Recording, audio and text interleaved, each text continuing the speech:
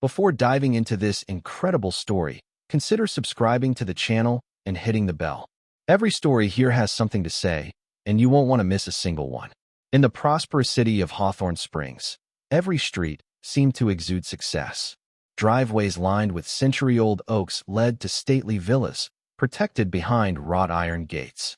Lawns were clipped to the millimeter, dogs were walked by uniformed attendants, and children were driven each morning to private bilingual schools by discreet chauffeurs. Here, wealth wasn't advertised, it was cultivated. Clinics didn't smell of antiseptic, but of polished wood and jasmine. And restaurants didn't serve coffee, but fair trade roast selections. In this perfectly mastered setting, Maya Collins stood out. Not a dirty stain, a living stain. She lived secluded on the shores of Lake Willoughby, in a small wooden house covered in ivy, its shutters faded with age. Inside, shelves were stacked with jars of dried herbs, essential oils, and spell books inherited from her Creole grandmother, Alma Dupré, a respected healer in Louisiana. It was she who had passed on to Maya not only recipes, but a philosophy of healing. The body speaks, Maya.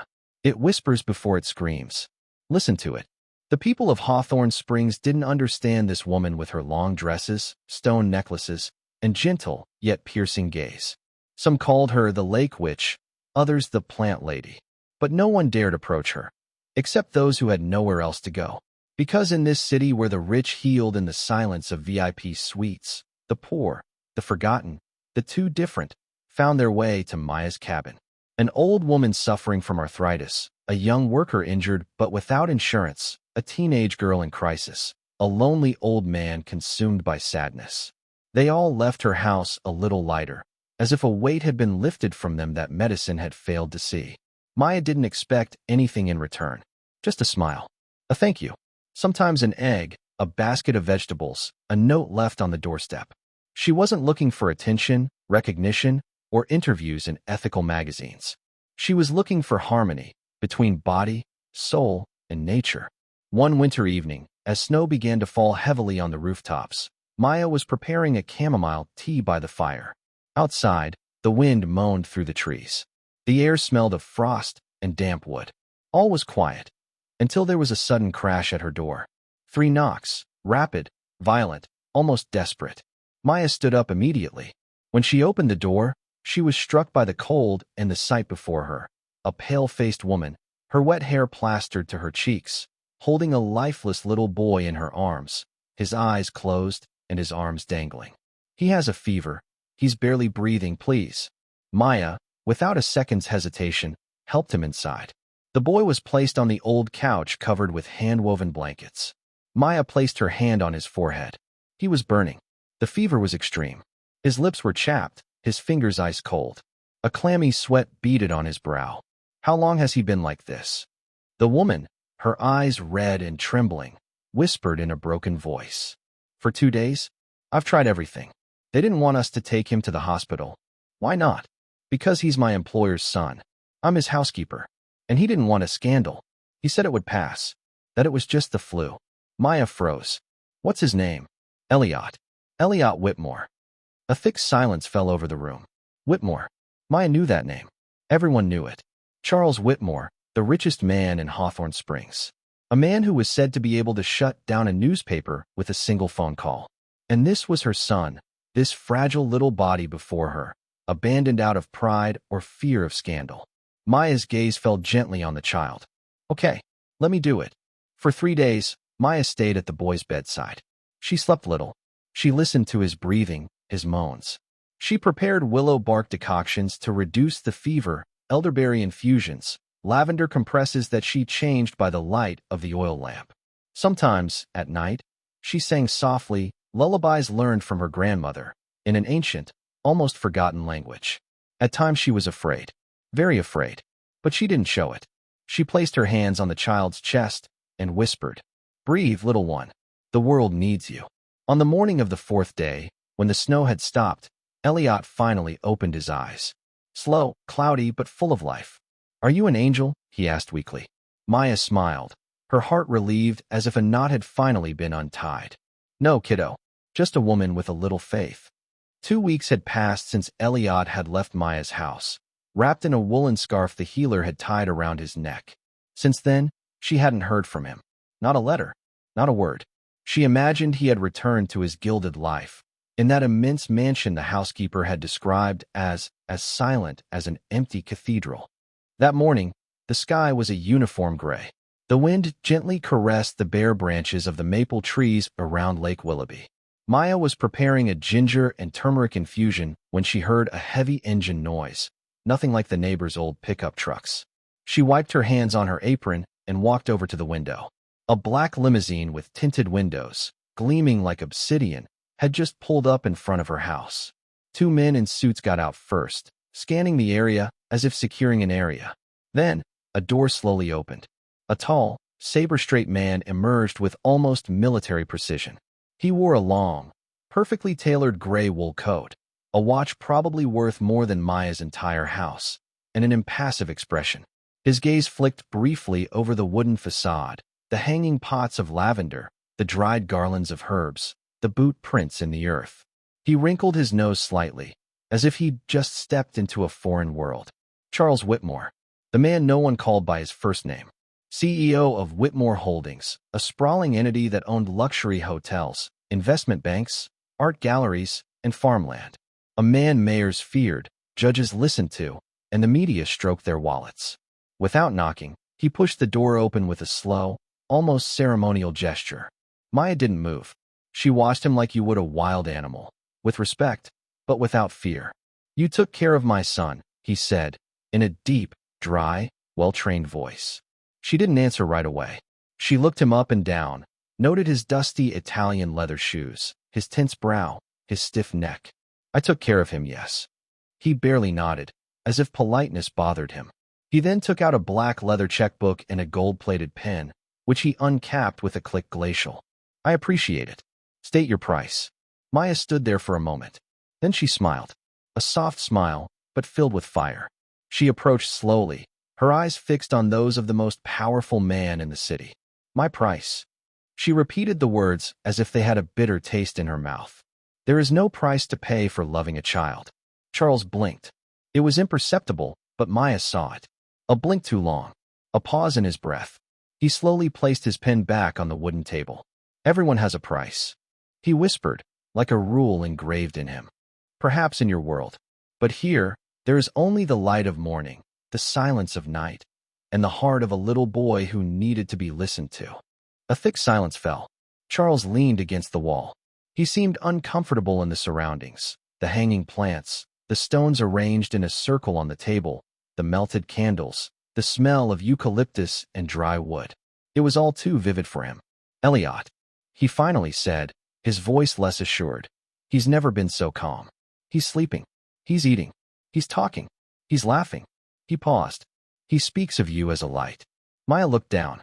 She thought of that burning little face, of those nights when she murmured Creole prayers while placing her hands on her chest, of her laughter in the morning, of her eyes shining with 1,000 questions.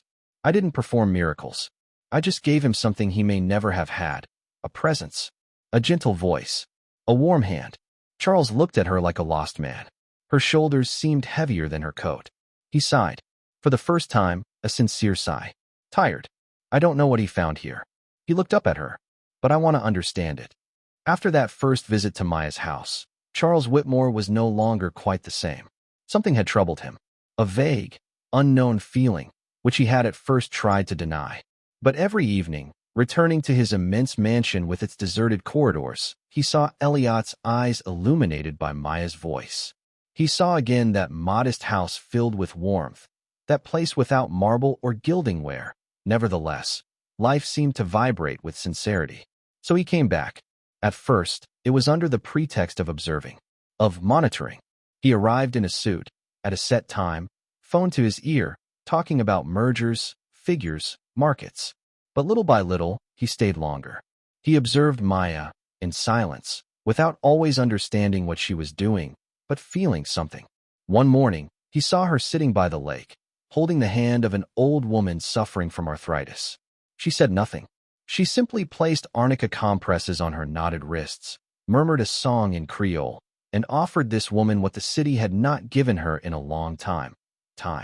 Another time, he happened to witness an astonishing scene. A furious teenager, barely out of childhood, was screaming his rage at the world, at his father, at himself. Maya didn't reprimand him. She let him pour out his heart. Then, gently, she handed him an empty notebook. "You shout loudly.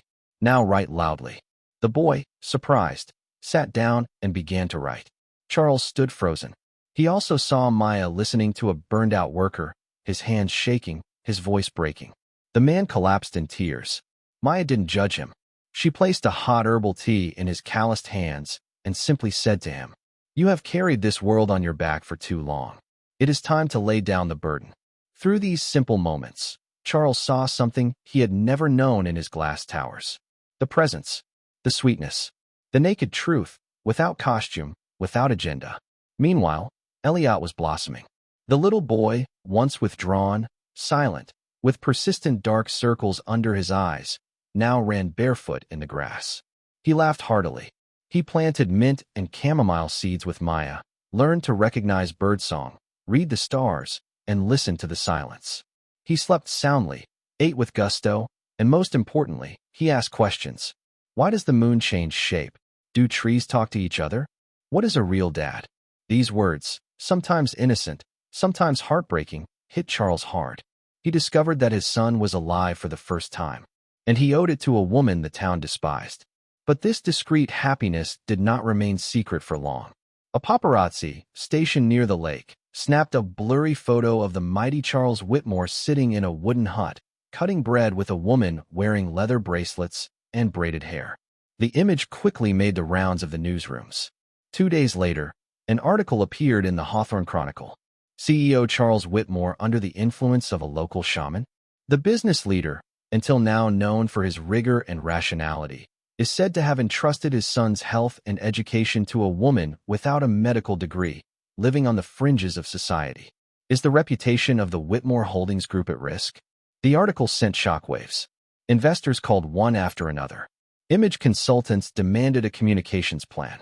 A city council member, long hostile to Maya, called for a health investigation into her practices. Rumors swirled: esoteric cult, illegal practices, child abduction in disguise. In high places, Maya Collins's name became a topic to avoid. She was spoken of as a danger, an anomaly, and Charles was forced to choose. One evening, in his glass and steel office, his gaze lost on the city he dominated, Charles reread the alarmist messages. The word risk of collapse of confidence came back often. He clenched his fists. Then, in the silence, an inner voice, the one he had long stifled, rose up. Protect your image, or protect your son? He stood up slowly, looked for a moment at the framed photo of Elliot as a child on his desk, and realized he didn't recognize that smile. It wasn't the one he'd seen on Maya's. Then he whispered to himself, almost reluctantly, but with a new certainty. The image can collapse. My son, no. And in that choice, Charles Whitmore did what few men of his rank dared to do. He chose love. That night, it was raining. Not a heavy rain, no. A slow, patient rain, seeping in everywhere like regrets in the hearts of weary men. Charles Whitmore drove alone, the headlights of his luxury car barely piercing the fog hanging over the road leading to Lake Willoughby. He had no bodyguard, no chauffeur, no phone in his hand. He drove slowly, as if afraid of arriving too quickly where he didn't know if he would be welcomed. When he parked in front of Maya's house, the silence of the world seemed to envelop him. The yellow light behind the curtains was still on. He knocked. Then, without waiting to be told to enter, he pushed the door open. His shoulders were slumped. His hair, usually well-groomed, was damp. His gaze was devoid of any calculation, any strategy. He came in and collapsed into the old armchair by the wood stove. Maya looked at him. She said nothing. She sensed it had taken him days, maybe months, to bridge that distance. Not the distance between his mansion and his home, but the distance between the mask and the bare face. So he spoke, not with pride, not with eloquence, but with naked fragility. All my life, I've built empires, skyscrapers, brands. I've built cities. I've made people bend. I've dictated economic laws. But never a real house. His voice broke at the end. Maya approached, slowly, gently, as one approaches a wounded child. She sat down next to him, on the edge of the chair. His hands were clasped together, clenched. And suddenly, he cried. Not loudly, but silently, which was perhaps worse. As if every tear I'd held back for 20 years had finally decided to slip away. I did everything I could to succeed. I checked every box. And I forgot. I forgot to be a father. He covered his face. Like a shameful man, like a king without a crown. Maya didn't speak right away. She didn't say, I understand, or you're not the only one. She simply took his hand. And that touch, that small, insignificant gesture, tore through his shell. It was the first time Charles Whitmore was simply a man. Not a boss. Not a name. Not a power. Just a lost father, sitting in a hut scented with herbs, silently asking, is it too late? And Maya, by her silence, answered him, non. 6 months later, a building with large bay windows opened its doors on the edge of town. It was neither austere nor pretentious. Built of local wood, decorated by local artists, and powered by solar energy, it exuded dignity and peace. Above the entrance, one could read in sober letters, Eliot's Light Center, for a healthy body, heart, and soul. The center brought together general practitioners, osteopaths, psychologists, midwives, herbalists, and traditional healers. It boasted everything from stethoscopes to shamanic drums. It welcomed both the homeless and children from private schools. And behind this project, there was a man that no one recognized anymore. Charles. He was no longer the hurried man with the always straight tie. He came to the center every week, in jeans, often carrying a basket of fruit or a bag of earth. He planted trees with Eliot. He learned to listen, to say hello, to place a hand on a shoulder without thinking. And above all, he gave space to those who had never had a voice. He let Maya run the center. He funded it, yes, but he no longer controlled it. He supported without imposing. For him, it was a revolution. As for Eliot, he grew up between two worlds, a stone mansion with endless libraries, and a wooden house that smelled of sage, fire, and ancient secrets. He went to school like the others, but in the evenings, he planted seeds in Maya's garden. He drew the constellations. He helped sick children breathe more deeply, just as he had learned. He was no longer the fragile boy. He had become the living light of a bridge woven between two realities, that of power and that of humanity. And on the streets of Hawthorne Springs, when children saw Maya, they no longer said, she's the witch of the lake. They said, it was the woman who taught the most powerful of men how to become a father. The sky over Hawthorne Springs was clear that evening, as if it had held its breath to witness a rare moment. In the large municipal auditorium, usually reserved for classical concerts and political speeches, an unprecedented event was underway. Hundreds of people had gathered, elected officials, citizens, doctors, teachers, workers, students, former skeptics turned admirers. All were awaiting the presentation of the city's humanitarian prize, awarded this year to an initiative that had shaken the region's social foundations. In the front row, tense, moved faces. At the center of the stage, a light, sober wooden lectern, flanked by a large screen on which the logo of the Eliot's Light Center scrolled in a loop, a stylized flame in the palm of an open hand. Then the room fell silent as the presenter announced, ladies and gentlemen, please welcome the winner of the humanitarian prize, Mr. Eliot Whitmore.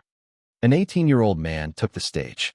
Tall, slender, dressed simply in linen trousers and a light-colored shirt. No suit, no artifice. He moved calmly, almost solemnly. He read no speech. No paper in his hands. Just a controlled silence. And a frank look. Then he spoke. His voice was clear, calm, charged with contained emotion. My name is Eliot Whitmore. I am the son of a powerful man. For a long time, that name preceded me everywhere. I was called the little prince of the conglomerate, the heir, the future tycoon. But there was a time when I was sick. Not just my body, my heart too. I was surrounded by gold and silence. I lived in a house without laughter, in a room without stories. I didn't know what it was to live. He stopped. He looked around the room. His gaze found that of an old man with salt and pepper hair and a humble expression. It was Charles Whitmore, sitting in the second row, his hands clasped, his face crossed by an emotion he no longer concealed. Then Eliot continued. And then one day, a woman opened her door to me. She didn't have a prestigious degree, no white coat, just soft hands. A real voice. A light in her eyes. She cared for me, yes. But not like hospitals do. She listened to me. She taught me to plant seeds and wait for them to grow. She taught me about silence, the stars, breathing. She taught me that love doesn't need a name to exist.